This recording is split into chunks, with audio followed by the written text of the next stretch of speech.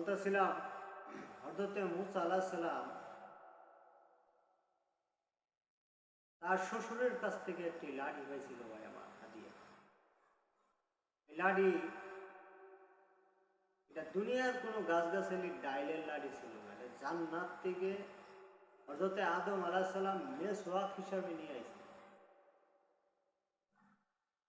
এই আদম আলাইহিস সালামের হাতের লাঠিটা পর্যায়ক্রমে তার শ্বশুর মূসা আলাইহিস সালামের শ্বশুর শোয়েব আলাইহিস সালামের কাছে এই লাঠিটা ছিল। এই শোয়েব আলাইহিস সালামের কাছ থেকে হযরত মূসা আলাইহিস সালাম এই লাঠিটা পাইছিল। এই লাঠিটা এমন ক্ষমতা আল্লাহ সুবহানাহু ওয়া তাআলা আল্লাহ তাআলা শানহু দান করছিল এই লাঠিটা, এই লাঠিটার দ্বারা একটা ফেরাউনের জাদুঘরের সামনে একটা লড়াই হয়েছিল। ফেরাউনের জাদুঘররা জাদু সারবো মুসারে হত্যা করার জন্য। হযরত মূসা আলাইহিস সালাম দেখে একটা জাদুঘরে একক রকমের জিনিস ছাড়ছে। কেউ আগুনের গোল্লা ছাড়ছে, কেউ তরবারি ছাড়ছে, কেউ হিংস্র প্রাণী ছাড়ছে, কেউ সাপ ছাড়ছে। একটা রূপে একটা জীব জানোয়ার একক রকমের জিনিস হযরত মূসা আলাইহিস সালামের দিকে আসতেছিল ধরার জন্য। হযরত মূসা আলাইহিস সালাম আল্লাহ পাকের কাছে সাহায্য চেয়েছে, আল্লাহ আমি এখন কি করবো, এগুলো জাদুর জিনিস তো আইতাছে রূপ ধারণ করিয়া।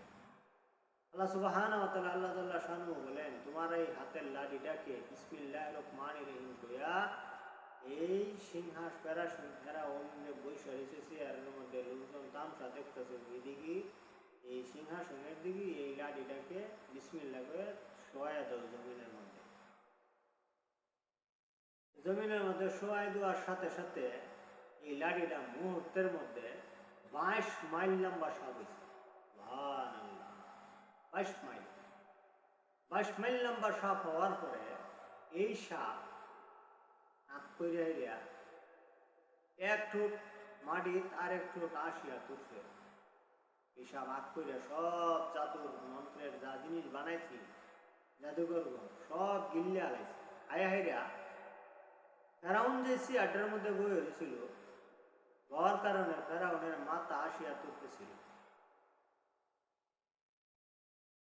এই ফেরাউন খায়া দেখতেছে জাদুর সব জিনিস খাইয়া, এবার সাপ আর্মিতে কথা বলতেছে, আলমেন মাজিদ এ ফেরাউন কি দিলা, আমার তো পেট বলো না, এটা তো আমার খিদাই রয়ে গেল।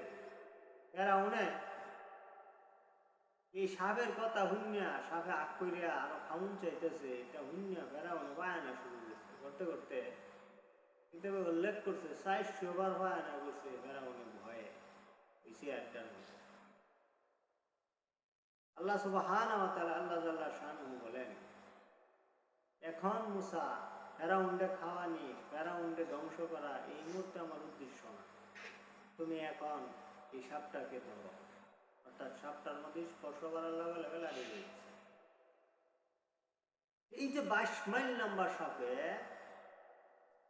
ফেরাউনের সামনে জাদুঘরের জাদু সব কিছু খায়া নিল, জাদুঘররে বয়ে আল্লাহকে চিনলো, আল্লাহর উপরে ঈমান আনলো। ফেরাউন তওবা করলো না, ফেরাউন বাড়া গেল, ফেরাউন কাফেরি রয়ে গেল। কাফের অবস্থায় এই দুনিয়ার থেকে সে মৃত্যুবরণ করলো, আল্লাহ নাফরমানি করে দুনিয়ার থেকে গেল। আমার ভাই, আমরা আল্লাহকে ভয় পাই, আল্লাহ পাকের আযাবকে ভয় পাই। আল্লাহ পাকের আযাব বড় শক্ত আযাব, বড় ভয়ানক, বড় যন্ত্রণাদায়ক কষ্ট আল্লাহ তাআলা এই বান্দাকে দিবেন যদি বান্দা আল্লাহর খাস বান্দা না, যদি তওবা না করে, যদি মাফ না চায়, তাহলে এই বান্দার উপরে আল্লাহ তাআলা শক্তভাবে ধরবেন, অবশ্যই শাস্তি করবে। এই জন্য আমরা তওবা করি, ভালো হয়ে যায়। আল্লাহ তাআলা